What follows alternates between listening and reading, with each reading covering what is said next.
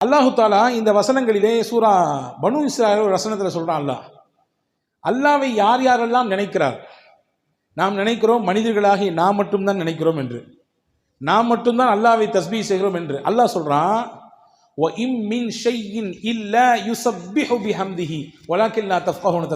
உலகத்தில் இருக்கக்கூடிய எல்லா உயிரினங்களும் எல்லாமுமே அல்லாவை துதிக்கிறது, அல்லாவை தஸ்பீஹ் செய்கிறது. உங்களுக்கு அதை புரிஞ்சிக்க முடியாது, அவ்வளவுதான்.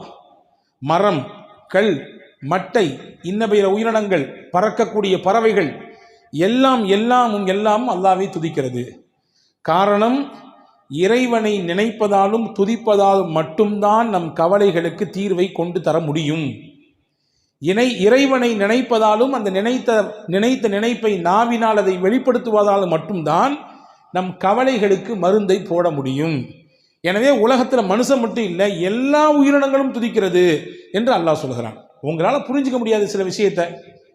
பறவை கத்துதுன்னு நீங்கள் நினைப்பீங்க, ஆனால் அது தஸ்பீஹ் செய்து. மீன் அப்படியே தண்ணிக்குள்ளே நீந்தி போகிறது, ஒரு சின்ன சின்ன சத்தங்கள் வருகிறது, அது நீந்தும் பொழுது வருது சத்தம் என்று நீங்கள் நினைப்பீங்க, ஆனால் அது தஸ்பீஹ் செய்யலாம். இப்படி உலகத்தின் ஒட்டுமொத்த உயிரினங்களும் அல்லாஹ்வை துதிப்பதினாலே சாந்தி அடைகிறது என்று அல்லாஹ் அல் குர்ஆனிலே சொல்கிறான். அன்பர்களே, நாமும் அல்லாஹ்வை ஒவ்வொரு நாளும் நினைக்க வேண்டும். ரமதான் மட்டும் நினைக்கக்கூடியவர்கள் அல்ல நாம், ரஹ்மானை நாள் முழுக்க நினைக்க வேண்டும். ரெண்டே விஷயத்தை தான் இன்னைக்கு சொல்ல போகிறேன். ரெண்டு செய்தி தான். காலையில் நினைக்க வேண்டிய சில வார்த்தைகள், இரவு படுக்கும் பொழுது நினைக்க வேண்டிய ஒரு வார்த்தை. இதை மட்டும் உள்வாங்கி கொண்டு இங்கிருந்து இன்றைக்கு நகருவோம். இது ஒரு ரொம்ப உங்களுக்கு ஒரு பாசிட்டிவ் எனர்ஜியை கொடுக்கும் என்று நான் நம்புகிறேன். முதல் விஷயம் என்ன, இன்னைக்கு தியான கூடங்கள் நிறைய நடக்குது பார்த்தீங்களா. வாங்க, நாங்கள் ஒரு சில சொல்லித்தரோம், இவ்வளோ ஃபீஸு கட்டுங்க, ஒரு நாள் ஃபுல்லாக உட்காருங்க என்றெல்லாம் கூட்டிகிட்டு போய் தியான கூடங்கள் நடத்தி அவர்களுடைய அந்த சில கவலைகளுக்கு, கஷ்டங்களுக்கு, நெருக்கடிகளுக்கெல்லாம் தீர்வை சொல்வதை போன்று ஒரு கட்டமைப்பு இருக்குது. ஆனால் அப்படி தியான கூட நமக்கு தேவையில்லை. ஒரு தனியாக ஒரு இடத்துல உட்கார்ந்து நாம் அல்லாஹ்வை கொஞ்ச நேரம் நமக்கு தெரிந்த திக்ருகளை சொன்னால் போதுமானது. மனதிற்கு தானாக நிம்மதியையும் அமைதியையும் அல்லாஹ் தந்து விடுவான். தஃப்சீர் குர்துபி என்று ஒரு நூல் இருக்குது, திருக்குர்ஆனுடைய விரிவுரைகளிலே பல விரிவுரைகள், அதிலே இது ஒன்று. அந்த விரிவுரையிலே ஒரு செய்தி இருக்கிறது. இன்னைக்கு ஓதப்பட்ட சூரா அல் கஹ்ஃபினுடைய ஒரு வசனத்திற்கு கீழே அந்த செய்தி வருகிறது. ஃபலவுலா இத்தஹல்த ஜன்னதக குல்த மாஷா அல்லாஹ் என்று துவங்கக்கூடிய அந்த வசனத்துக்கு கீழே இந்த செய்தி இடம்பெறுது. என்ன செய்தி அப்படின்னா, யார் ஒருத்தர் டெய்லி காலையில் 4 தஸ்பீஹ் செய்கிறாரோ அல்லாஹ் 4 விதமான பாதுகாப்பு அந்த மனுஷனுக்கு தருவான். நீங்கள் பார்க்குறத பார்த்தா தெரியுது, டெய்லி காலில் செய்கிறது சரிதான், ஆனால் எந்திரிச்சாதான் செய்கிறது, எந்திக்கிறதே பெரிய பாடாக இருக்க என்று நமக்கு நினைப்பு இருக்குது. ஆனால் இந்தந்த பிரச்சனைகளிலிருந்து நாம் வெளியே வர வேண்டும் என்றால் நிச்சயம் எந்திரிக்க வேண்டும், சொல்லியாக வேண்டும். 4 தஸ்பீஹ் என்னவெல்லாம் அது? முதல் விஷயம் என்ன, மனிதனுக்கு மிகப்பெரிய ஆபத்தை தரக்கூடிய வஸ்துக்களிலே ஒன்று கண்பாடு. கண் இருக்குல்ல, ஒருத்தர் பார்க்கக்கூடிய பார்வையினால் பிரச்சனை வரும். நீங்கள் சொல்லலாம், கண்ணெல்லாம் சும்மாங்க, அதெல்லாம் யார் நம்புவா அப்படின்னு சொல்லலாம். ஹதீஸிலே வந்திருக்கிறது, சஹல் இப்னு ஹனீஃப் என்று சொல்லக்கூடிய ஒரு நபித்தோழர், ரொம்ப பார்க்கறதுக்கு நல்ல வசீகர தோற்றம், பார்க்க ரொம்ப அழகாக இருப்பார். அந்த தோற்ற பொலிவு அப்படியே கண்ணை கவரக்கூடிய விதத்திலே இருக்கும். அவர் ஒரு நாள் திறந்த வெளி குளியல் அறையில் நின்று குளித்து கொண்டிருந்தார். திறந்த வெளி குளியல் அறை, அந்த வழியாக ஒருத்தர் வந்தார். அவருக்கு பேர் ஆமிர் இப்னு ரபியா. அவரை பார்த்த உடனே, இந்த மாதிரி ஒரு பேரழகரை நான் உலகத்தில் பார்த்ததே இல்லையே, இம்புட்டு அழகாக இருக்கிறாரு என்று அப்படி ஏங்கி சொன்னார். சொன்னி முடிச்சது தான் தாமதம். குளித்து கொண்டிருந்த அந்த சஹல் இப்னு ஹனீஃப் என்று அப்படி பொத்துன்னு மயக்கம் போட்டு கீழே விழுந்துட்டார். கீழே விழுந்தா மூச்சு பேச்சு இல்லை, எந்திரிக்க மாட்டேங்கிறாரு. இப்போ சுற்றி இருந்தவங்களாம் என்னென்னமோ செஞ்சு பார்க்குறாங்க, ஒன்றும் கதை நடக்கலை. நேராக தூக்கிட்டு ரசூல்லாட்ட போயிட்டான். யார் ரசூலுல்லாஹ், குளிச்சுட்டு இருக்க தமான கீழே விழுந்துட்டாரு, ஒன்றும் மூச்சு பேச்சு இல்லாமல் கிடக்கிறாரு, என்ன ஆச்சு ஏதாச்சுன்னு தெரியல. ரசூலுல்லாஹ் விசாரிச்சாங்க, என்ன நடந்துச்சுன்னு கேட்டாங்க. இங்கே மாதிரி அந்த சைடில் ஒருத்தர் வந்தார், அவர் பேர் ஆமிர் இப்னு ரபியா. அவர் இப்படி சொன்னார், இவருடைய அந்த அழகை பாட்டு, தோற்றத்தை பாட்டு, இப்படி அழகாக இருக்கிறாரு அப்படின்னு சொன்னார். அப்படின்னு சொன்ன உடனே ஸல்லல்லாஹு அலைஹி வஸல்லம் அங்கே நமக்கு எல்லாத்துக்கும் சேர்த்து ஒரு பாடம் சொல்லி தந்தாங்க. என்ன தெரியுமா சொன்னாங்க, மன் ரஆ ஷையன் ஃபஅஜபஹு ஃபகால மாஷா அல்லாஹ் லா குவத இல்லா பில்லாஹ். உங்களுக்கு ஏதாவது பிரமிப்பை தரக்கூடிய விஷயத்தை நீங்கள் பார்த்தீங்கன்னா என்ன சொல்லுங்க, மாஷா அல்லாஹ் லா குவத இல்லா பில்லாஹ், இப்படி சொல்லுங்க. இப்படி சொன்னீங்கன்னா உங்களுக்கு பிரமிப்பை தரக்கூடிய விஷயம் உங்களுக்கு நடந்தால் நீங்கள் சொல்லுங்க, அல்லது நமக்கு தெரியும்ல, நம்மள்ட்ட இது அழகாக இருக்குது, இன்றைக்கி போட்டிருக்கக்கூடிய ட்ரெஸ் நல்லா இருக்குது, நம்ம வாங்கியிருக்கக்கூடிய கார் நல்லா இருக்குது, நம்ம வச்சிருக்கக்கூடிய பைக்கு நல்லா இருக்குது, நம்ம கட்டியிருக்கக்கூடிய வீடு நல்லா இருக்குது அப்படின்னு நமக்கு தெரியும். நீங்கள் எல்லாம் முடிச்சு இந்த விஷயத்தை செஞ்சுருங்க. மாஷா அல்லா லா குவத்த இல்லா பில்லா இப்படி சொல்லிட்டீங்கன்னா என்ன நடக்கும்? கண் பாடிலிருந்து என்ன பிரச்சனை ஏற்படுமோ அதெல்லாம் ஏற்படாது. கண்ணினால் என்ன பிரச்சனை ஏற்படுமோ அது ஏற்படாது. இதை சொல்லிவிடுங்கள் என்று பெருமானா ஸல்லல்லாஹு அலைஹி வஸல்லம் சொல்லிட்டு அடுத்து நடந்தது தான் செய்தி. இந்த ஆமீர் இப்னு ரபியாவை பக்கத்தில் கூப்பிட்டு அவரை ஒது செய்ய சொன்னாங்க. தண்ணீரை வச்சு ஒது செய்ய சொன்னாங்க. அவருடைய முகம், கை, கால் எல்லாத்தையும் கழுகினார். ஒரு அறிவிப்பிலே வந்திருக்கு, அவருடைய உடலை முழுக்க கழுக சொன்னார்கள். கழுகி அந்த தண்ணீரை தூக்கி அந்த படுத்து கிடந்தார், மூச்சு பயிற்சி இல்லாமல் அவர் மேலே அப்படி ஊற்றி விட்டாங்க. டபார்னு முடிச்சுட்டாரு. மற்ற தண்ணியெல்லாம் அடித்து பார்க்குறாங்க, முடிக்கல. இவருடைய உடம்பிலிருந்து பட்டு வந்த நீரை தூக்கி ஊட்டினார்கள். மயங்கி கடந்த அந்த சஹல் இப்னு ஹனீஃப் என்ற சஹாபி எழுந்தார். பெருமானா ஸல்லல்லாஹு அலைஹி வஸல்லம் லில் ஐனி ஹக்குன், கண்ணுக்கும் சில விஷயங்கள் இருக்கிறது, எனவே அந்த விஷயத்தில் நீங்கள் கவனமாக இருங்கள் என்று பெருமானா ஸல்லல்லாஹு அலைஹி வஸல்லம் சொல்லி தந்தாங்க. எனவே தான் நம்முடைய முன்னோர்கள் எல்லாம் வீடுகளுக்கு முன்னால் சில வாசகங்களை பொறித்திருப்பார்கள். வஹப் பின் முனப்பஹ் என்று சொல்லக்கூடிய மிகச்சிறந்த மார்க்க அறிஞர்களில் கட்டுப்பட்ட தாபீன்களுடைய வரிசையில் வரக்கூடியவர், அவருடைய வீட்டுக்கு முன்னாடி எழுதி போட்டிருப்பாராம். என்ன இதை? மாஷா அல்லாஹ் லா குவத்த இல்லா பில்லா. ஏன் எழுதி போட்டிருக்காரு? யாருடைய கண்ணும் வீட்டிலே இருக்கக்கூடிய நபர்களுக்கோ அல்லது வீட்டிலே இருக்கக்கூடிய பொருளை வந்து பார்த்ததற்கு பிறகோ ஏற்பட்டு விடக்கூடாது என்கின்ற அச்சத்திலே அப்படி எழுதி போட்டிருப்பார் என்பதாக வரலாற்று குறிப்புகள் இருக்கிறது. எனவே காலையில் எழுந்தவுடன் முதலில் நாம் மாஷா அல்லாஹ் லா குவத்த இல்லா பில்லா சொல்லிவிட வேண்டும். ஏன்னா உலகத்தில் நல்ல பார்வையோடு பார்க்குறத விட கொஞ்சம் அப்படி இப்படி பார்க்குறவங்க தான் நிறைய. இதுதான் யதார்த்தம், அதை புரிஞ்சுக்கணும். ஒரு ஊர் வழியில் ஒரு பாதையில் ஒருத்தர் நடந்து போய்கிட்டே இருந்தாராமா. போய்கிட்டே இருந்த உடனே ஒரு குளத்து ஓரத்தில் ஒருத்தர் நீச்சல் தெரியாமல் அப்படியே அங்கிட்டு இங்கிட்டும் தத்தளிச்சுக்கிட்டு இருக்கிறாரு. இந்த நடந்து வந்தவருக்கு நீச்சல் தெரியும். டபார்னு குதிச்சாரு. குதிச்சு அந்த தத்தளித்து கொண்டு போகிற தூக்கி கொண்டு வெளியே கொண்டு விட்டார். இன்னொருத்தர் அந்த வழியாக வந்தார். ஏன் இப்படி என்னாச்சு, திடீர்னு தூக்கிட்டியே அப்படின்னு கேட்ட உடனே அவர் சொன்னார், அந்த போர்டை பார்த்தியா? என்ன போர்டில் எழுதியிருக்கு?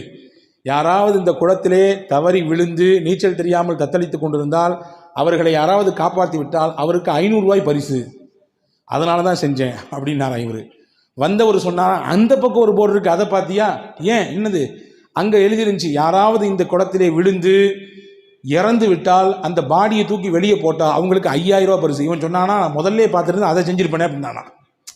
நான் முதல்ல அந்த போர்டை பார்த்துருந்தேன், அந்த வேலையை செஞ்சுருப்பேன், இதை முதல்ல பார்த்து தொலைஞ்சிட்டேன். இதுதான் யதார்த்தம். நிறைய நபர்களுடைய நினைப்பு இப்படி தான் இருக்கிறது. எனவே நாம் கண்ணிலிருந்து பாதுகாப்பு பெறுவதற்கு முதல் விஷயமாக இதை நாம் சொல்லிக்கொள்ள வேண்டும். 1. 2வது, ஷைத்தானுடைய தீங்கிலிருந்து பாதுகாப்பு பெறுவதற்கு பெருமானா ஸல்லல்லாஹு அலைஹி வஸல்லம் ஒன்று கற்றுக் கொடுத்தாங்க. அதுதான் ஹஸ்புன் அல்லாஹு வ நிஅமல் வக்கீல். எல்லாத்துக்கும் தெரிஞ்ச ஒரு திக்ரு தான் இது. புதுசாக ஒன்று நான் சொல்லி தரல. ஹஸ்புன் அல்லாஹு வ நிஅமல் வக்கீல் என்பது ஹஜ்ரத் சையதுனா இப்ராஹிம் அலைஹிஸ்ஸலாம் சொன்ன வார்த்தை. இப்ராஹிம் அலைஹிஸ்ஸலாம் சொன்ன வார்த்தை அது. ஹஸ்பி அல்லாஹு வ நிஅமல் வக்கீல் அவங்க சொன்னாங்க. இப்போ நம்ம சொல்லும் பொழுது ஹஸ்புன் அல்லாஹு வ நிஅமல் வக்கீல் என்று சொல்வதனாலே இந்த பெரிய அர்த்த வேறுபாடு வராது. இதை சொல்ல வேண்டும். இப்படி சொன்னால் அல்லாஹ் ஷைத்தானுடைய தீங்கிலிருந்து அந்த நாள் முழுக்க அவரை பாதுகாப்பான். ஷைத்தானின் தீங்கு என்பது ரொம்ப ஆபத்தானது. ஹாரூன் ரஷீத் பாஷா இருந்தாங்க ஒருத்தவங்க, ரொம்ப முக்கியமான மன்னர்களில் ஒருவர், ஜனாதிபதி. அவர் உமையாக்களினுடைய ஆட்சியில் முக்கியமான ஒரு ஜனாதிபதி, பெரிய பெரிய பரப்பளவை ஆட்சி செய்த மன்னர் ஹாரூன் ரஷீத் பாஷா. ஒரு நாள் அவர் தூங்கிட்டு இருந்தார். காலையில் ஃபஜருடைய நேரம், அரண்மனையில் தூங்கிட்டு இருக்காரு. வெளியிலேருந்து அவர் பேரை சொல்லி யாரோ சத்தம் கொடுக்காங்க, ஹாரூன் ஹாரூன் ஹாரூன், எந்திரிங்க எந்திரிங்க, நேரம் ஆச்சு, ஃபஜர் தொழுவுங்கன்னு. இப்போ இந்த மன்னருக்கு ஆச்சரியம், நம்ம பேரை சொல்லி இவ்வளவு துணிச்சலாம் யாருப்பா கூப்பிட்றா அப்படின்னு சொல்லி வெளியே வந்து பார்த்தாங்க. ஒருத்தர் நின்னாரு. நீ யார்? நீயே இந்த நாட்டினுடைய மன்னர், நான் இவ்வளோ பெரிய பரப்பளவை ஆட்சி செய்யக்கூடியவன், என்னையை பார்த்து பேர் சொல்லி கூப்பிடுறிய, யார் நீன்னு கேட்டாங்க. அப்போ ஹாரூன் ரஷீத் பாஷா சொன்னால், நான் தான் ஷைத்தான் அப்படின்னா. அவன், நீ எழுப்பி விட மாட்டியப்பா, நீ வந்து தூங்க தானே வைப்ப, நல்லா தூங்கு, ஃபர்குது, இன்னும் நேரம் நிறைய இருக்குது, இன்னும் தூங்குன்னு சொல்கிற ஆள் தானே நீ, என்னை எழுப்பி விட்டுட்டு எப்படின்னு கேட்டாங்க ஹாரூன் ரஷீத் பாஷா. அவன் சொன்னானம்மா, 2 நாளைக்கு முன்னாடி ஃபஜர் தொழாமல் நீங்கள் தூங்கிட்டீங்க, எந்திரிச்சு உட்காந்து ஃபஜர் தொழுகலையேன்னு சொல்லி வருத்தப்பட்டு அழுது அன்னைக்கு ஃபுல்லாக அல்லாட்ட மன்னிப்பு கேட்டீங்க. நீங்கள் ஃபஜர் தொழுதுருந்தா கூட இப்படி பெரிய நன்மை அல்லாஹ் உங்களுக்கு தந்திருப்பான் போல தெரியல. ஆனால் ஃபஜர் தொழாமல் அம்பிட்டு தூரம் அழுது கண்ணீர் விட்டு அல்லாட்ட மன்னிப்பு கேட்டீங்கல்ல, உங்களுக்கு நிறைய நன்மை அல்லாஹ் கொடுத்துட்டான் அப்படின்னு சொல்லிட்டு ஷைத்தான் சொன்னானா. அதனால தான் அது கிடைக்கக்கூடாது அப்படின்றதுக்காண்டி இது கிடைச்சா கூட பரவாயில்ல அப்படின்னு நினச்சி இந்த வேலை செஞ்சேன் அப்படின்னு சொல்லி ஷைத்தான் சொன்னானா.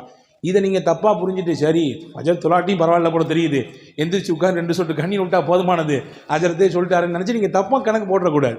யதார்த்தத்தை சொல்கிறேன். ஷைத்தானுடைய நிலைப்பாடு எப்படி இருக்கும் என்றால், எப்படி ஒரு மனிதனை திசை திருப்பலாம் வழிகெடுக்கலாம் என்றே சிந்திப்பான். அப்போ அவனுடைய தீங்கிலிருந்து நாம் பாதுகாப்பு பெற வேண்டும் என்றால் டெய்லி காலையில் ஹஸ்புன் அல்லாஹு வ நிஅமல் வக்கீல் என்பதை ஓதிக்கொள்ள வேண்டும் என்று அறிஞர்கள் சொல்கிறார்கள். இது 2.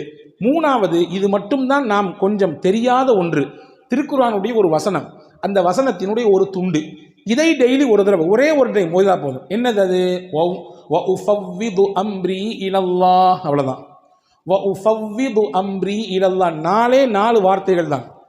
என்னுடைய மொத்த பொறுப்பையும் அல்லாஹ்விடத்திலே ஒப்படைத்து விடுகிறேன். இதுதான் இதனுடைய பொருள்.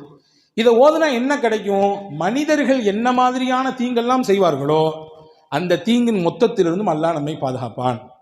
இதனுடைய இன்னொரு ரகசியத்தை சொல்கிறேன் கேட்டுங்க. நம்முடைய பிள்ளைகளை நாம் வெளியே அனுப்புகிறோம், காலேஜுக்கு அனுப்புகிறோம், பள்ளிக்கூடங்களுக்கு அனுப்புகிறோம். நம்ம வீட்டினுடைய பெண்கள் வெளியே போகிறார்கள், வேலைகளுக்கு போகிறோம். நம்முடைய பிள்ளைகள் வேலைக்கு போகிறார்கள், வெளிநாடுகளுக்கு போகிறார்கள். போகும் பொழுது யார் இந்த ஆயத்தை ஓதி அவர்களுக்கு பாதுகாப்பாக அல்லாஹ் இருப்பான் என்று சொல்லி அனுப்புகிறார்களோ அல்லாஹ்வுடைய ஈமானையும் பாதுகாப்பான், அவருடைய ஒழுக்கத்தையும் அல்லாஹ் பாதுகாப்பான். இன்னைக்கு காலகட்டத்தில் 2மே மிகப்பெரிய சவாலான விஷயம். ஈமானை பாதுகாக்கிறதும் பெரிய சவால், ஒழுக்கத்தை பாதுகாப்பதும் மிகப்பெரிய சவாலாக இருக்கிறது இல்லையா? ஒழுங்கீனமான காட்சிகள் எத்தனை நடக்குது பார்க்குறோமா இல்லையா? எக்கச்சக்கமான காரியங்களிலே இன்றைக்கு இலசுகள் சிக்கி தங்களுடைய எதிர்காலத்தை சின்னாபின்னப்படுத்திக் கொள்கிறார்களே, பார்க்கிறோமா இல்லையா? எனவே இதை ஓதி விட வேண்டும். ஓதினால் அல்லாஹ் மனிதர்களிடத்திலிருந்து கூடாத நட்பு கேடாய் முடியும் சொல்லுவாங்களே, அந்த மாதிரியான கூடாத நட்புகளிலிருந்து, கூடாத சகவாசத்திலிருந்து என்னென்ன தீங்குகள் வருமோ அந்த தீங்கை எல்லாம் அல்லாஹ் பாதுகாப்பான். காரணம், இந்த வசனத்தினுடைய அடுத்த பகுதி சொல்கிறது, இன்னல்லாஹ பசீரும் பில் இபாத். அல்லாஹ் தன் அடியார்களை உற்று நோக்கக்கூடியவனாக இருக்கிறான், கண்காணிச்சுட்டே இருக்கான். இப்போ இதை நீங்கள் ஓதுனீங்கன்னா நிச்சயமாக அல்லாஹ்வின் வளையத்திற்குள்ளே நாம் இருப்போம். நாம் யாரை வெளியே அனுப்புகிறோமோ அவர்கள் இருப்பார்கள். இது 3வது. 4வது விஷயம் என்ன? காலைல எந்திரிச்சவன சொல்ல வேண்டியது, ஹதரத் சையதுனா யூனுஸ் அலைஹிஸ்ஸலாம் சொன்ன ஒரு கலிமா. என்ன கலிமா அது? சொல்ல தானே நீங்கள் இருக்கிறீங்க, நீங்கள் சொல்லிதாங்க என்று நீங்கள் கேட்கறது புரியுது. லா இலாஹ இல்லா அன்த சுபஹானக இன்னி குன்து மினல் ஸாலிமீன். இது ஒரே ஒரு தடவை காலை ஓதினால் என்ன கிடைக்கும்? இன்னைக்கு உச்சகட்டமான நோயாக இருக்கக்கூடிய எல்லாத்துக்கும் இருக்கு, சின்ன பிள்ளையிலிருந்து வயசான பெரியவங்களே இருக்குது. என்ன? கவலை கவலை கவலை, எதையாவது நினைச்சு கவலை, எதையாவது நினைச்சு புலம்படி இல்லையா? அந்த கவலைகளிலிருந்தெல்லாம் அல்லாஹ் தஆலா வெளியே கொண்டு வருவான் மனிதனை. ஹஜ்ரத் யூனுஸ் அலைஹிஸ்ஸலாமுக்கும் கவலை இருந்தது. அல்லாஹ் குர்ஆனிலே சொல்கிறான், வ கதாலிக நுஞ்சில் முஃமினீன். ஹஜ்ரத் யூனுஸ் அலைஹிஸ்ஸலாம் மீன் வயிற்றுக்குள்ளே இருந்தார்கள், ஒரு விஷயம் செய்யக்கூடாது, அதை செய்தார்கள். அல்லாஹ் ஒரு சின்ன மாற்றத்தை கொடுக்க நினைத்தான், மீன் வயிற்றுக்குள்ளே வைத்தான். 40 நாட்கள் இருந்தார்கள்.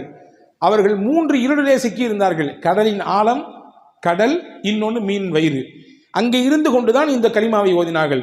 அல்லாஹ் சொல்லுகிறான், இந்த கலிமாவை மட்டும் யூனுஸ் ஓதாமல் இருந்திருந்தால் அவர் அதே மீன் வயிற்றுக்குள்ளே கியாமத் வரை இருந்து போயிருப்பார், மறுமை வரை அந்த மீனுக்குள்ளேயே இருந்து போயிருப்பார் என்று அல் குர்ஆனிலே சூரா சாஃபாத்திலே அல்லாஹ் சொல்லுகிறான். இப்போ என்ன சொல்ல வரேன்னா, அல்லாஹ் சொல்றான், ஃபனஜ்ஜைனாஹு மினல் கம். அந்த யூனுஸை இந்த கலிமாவின் மூலமாக அவருடைய கவலையிலிருந்து நாம் வெளியே கொண்டு வந்தோம், அவருடைய ஸ்ட்ரெஸ்லேருந்து நம்ம வெளியே அவரை தூக்கிட்டு வந்தோம் நல்லா சொல்கிறான். அதற்கு ரசூல் ஸல்லல்லாஹு அலைஹி வஸல்லம் சஹாபாக்களுக்கு சொல்லி கொடுத்தாங்க, இதை நீங்களும் ஓதுங்கன்னு சொன்னாங்க. இப்போ சஹாபாக்கள் கேட்டாங்க, யார் ரசூலுல்லாஹ் இதை ஓதுனா என்ன கிடைக்கும்? அல்லாஹ் சொல்கிறது உங்களுக்கு தெரியலையா? கதாலிக நுஞ்சில் மூமினீன், அவ்வாறே மூமின்களையும் நாம் பாதுகாப்போம், மூமின்களுக்கும் கவலையிலிருந்து வெளியே கொண்டு வருவோம் என்று அல்லாஹ் சொல்கிறானே, அது உங்களுக்கு புரியலையான்னு கேட்டாங்க ஸல்லல்லாஹு அலைஹி வஸல்லம். எனவே கவலையிலிருந்து வெளியே வருவதற்கான மிகச்சிறந்த மருந்தாக கலிமே யூனுஸ் அலைஹிஸ்ஸலாம் ஓதி இந்த கலிமா இருக்கிறது. ஆக இந்த 4 விஷயத்தையும் டெய்லி காலையில் செய்துவிட்டால் அல்லாஹ்வின் அருளால் 4 விதமான பாதுகாப்பை நம்மால் பெற்றுக்கொள்ள முடியும். முதல்ல சொல்லிட்டா ரீவைண்டிங் பண்ணட்டுமா? முதல் விஷயம் என்ன என்றால், கண் பாடிலிருந்து பாதுகாப்பு பெறுவதற்கு மாஷா அல்லாஹ் லா குவத்த இல்லா பில்லா, ஷைத்தான் புறத்திலிருந்து அவனுடைய கேடுகளிலிருந்து பாதுகாப்பு பெறுவதற்கு இப்ராஹிம் அலைஹிஸ்ஸலாம் ஓதிய ஹஸ்புன் அல்லாஹ் வ நிஅமல் வக்கீல். 3வது, மனிதர்களின் தீங்கிலிருந்து நமக்கு பாதுகாப்பு கிடைப்பதற்கு, நம் பிள்ளைகளின் ஒழுக்கமும் அவர்களுடைய ஈமானும் பாதுகாப்பு பெறுவதற்கு குர்ஆனினுடைய வசனமாக இருக்கிற வ உஃபவ்விது அம்ரி இலல்லாஹ். 4வது, கவலை, நெருக்கடி, கஷ்டம் இதுவெல்லாம் நீங்குவதற்கு ஹஜ்ரத் யூனுஸ் அலைஹிஸ்ஸலாம் ஓதின லா இலாஹ இல்லா அன்த சுப்ஹானக இன்னி குன்து மினல் ஸாலிமீன். இது காலையில் செய்ய வேண்டிய 4 விஷயம். நைட்டு செய்ய வேண்டிய 4 விஷயம் ரொம்ப சிம்பிள்.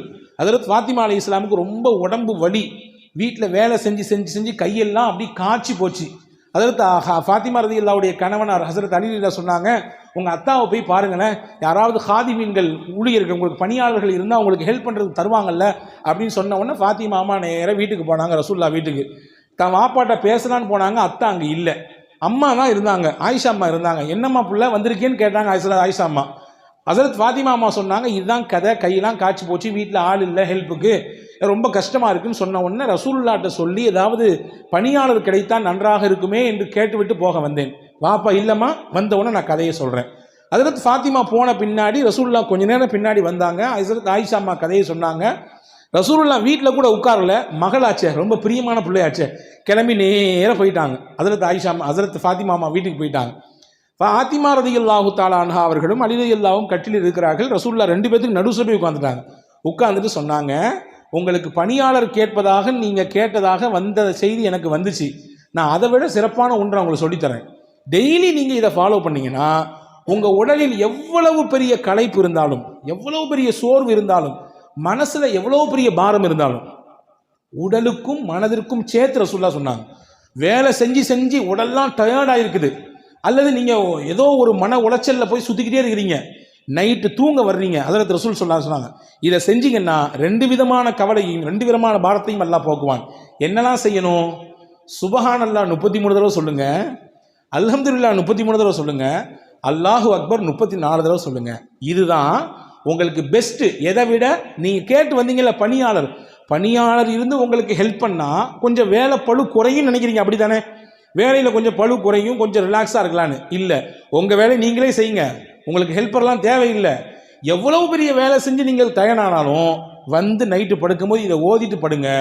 அல்லாஹ் பணியாளரை விட சிறந்த ஒரு மருந்தை இதன் மூலமாக உங்களுக்கு தருவான், மனதிற்கும் தருவான், உடலுக்கும் தருவான் என்றார்கள் அருமை நாயகம் ஸல்லல்லாஹு அலைஹி வஸல்லம். எனவே காலையில் 4 வார்த்தை, இரவு தூங்கும் பொழுது 3 வார்த்தை, மொத்தம் ஒரு நாளைக்கு 7 தஸ்பீஹ் தான்.